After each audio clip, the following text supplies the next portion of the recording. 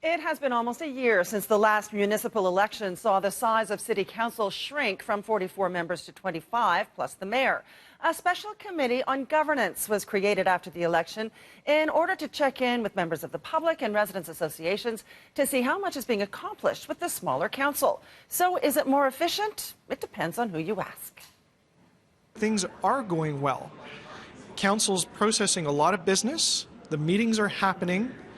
The decisions are being made, and the stats are actually showing that they're being made better and more efficiently.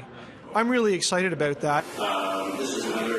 This is the third time the Special Committee on Governance has met to take stock of how the city runs and the ways in which that has changed since the last election. Etobicoke Councillor Stephen Holliday has always been a supporter of the smaller council. He points to this city clerk's report as evidence that in most areas the advent of Bill 5 has brought positive change, not negative. The data from the clerks show that we're still processing the same amount of council items. Our meetings are shorter, and there's less pining on particular issues.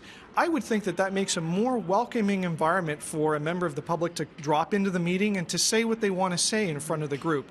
It's a friendlier room, it's a warmer atmosphere, there's less fighting going on, and we are efficient about our decisions. Such an avalanche of stuff coming down, and we're exhausted. But others disagree. Sue Dexter is an active member of the Harbour Village Residents Association, and she says there's been an increase in the amount of work her association has had to take on to pick up the slack for municipal representation in her neighborhood.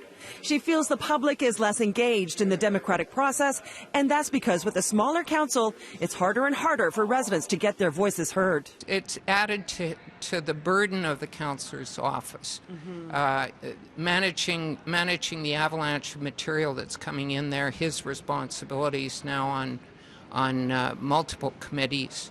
He has fewer committees to go to, but more responsibility because he's got a larger population. Right, it's difficult. The goal of the Governance Committee is to look at citizens' access to government, the flow of council, and come up with ideas about potential changes that could occur. The mayor agrees the massive increase in councillors' workloads is a challenge, and that time will tell if the new structure is a success or failure. It is too early to judge, even though it's been sort of a full year. I think it requires the kind of thoughtful discussion that's happening at the Governance Committee to both determine the level of success of all this or not, and to then also prescribe some things that might help to make sure that the council works as well as it can. Now, the committee plans to have a comprehensive staff report complete with recommendations ready to present to council in November.